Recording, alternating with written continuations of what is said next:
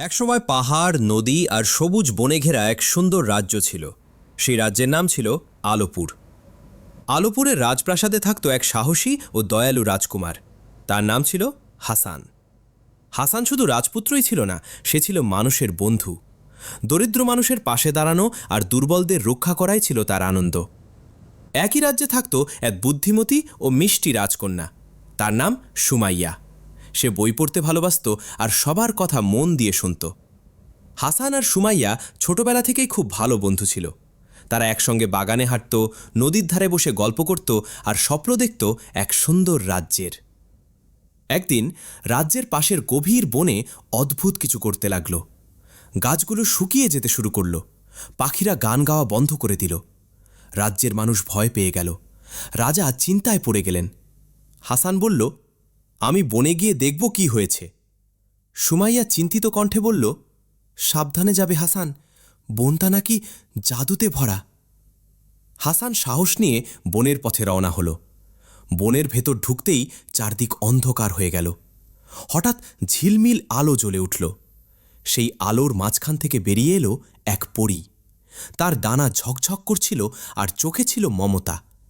পরী বলল, হাসান, আমি তোমার সাহস আর দয়ার পরীক্ষা নিতে এসেছি। হাসান বিনয়ের সাথে মাথা নত করল। পরী বলল, এই রাজ্যে এক অদৃশ্য অভিশাপ নেমে এসেছে।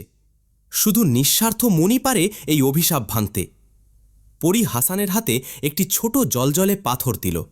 বলল, এটা সত্যের পাথর। তুমি যদি ভয় আর লোভ ত্যাগ করতে পারো, তাহলে এই পাথর তোমাকে পথ দেখাবে। হাসান পাথর হাতে নিয়ে রাজ্যে ফিরে এলো। রাজ্যে এসে দেখল মানুষ পরস্পরের উপর দোষ চাপাচ্ছে। কেউ কাউকে বিশ্বাস করছে না। হাসান সবাইকে বলল, ভয় পেও না, আমরা যদি একসঙ্গে থাকি তাহলে সব সমস্যার সমাধান হবে। সে সবার আগে নিজের খাবার দরিদ্রদের দিল, নিজের আরাম ত্যাগ করল। হঠাৎ সত্যের পাথর আলো ছড়াতে শুরু করল। আলো ছড়িয়ে পড়তেই কালো মেঘ সরে গেল। গাছগুলো আবার সবুজ হয়ে উঠল, পাখিরা আবার গান গাইতে লাগল। ঠিক তখন আকাশে আবার পরী দেখা দিল।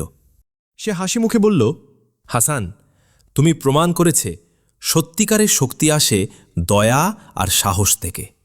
সুমাইয়া আনন্দে হাসানকে জড়িয়ে ধরল। রাজ্যের মানুষ খুশিতে হাততালি দিল। রাজা বললেন, আজ আমি গর্বিত।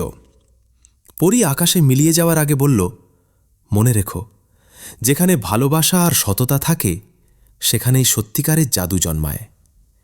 সেই দিন থেকে আলোপুর রাজ্য আরও সুখী হয়ে উঠল, আর হাসান ও সুমাইয়া হয়ে উঠল সবার অনুপ্রেরণা।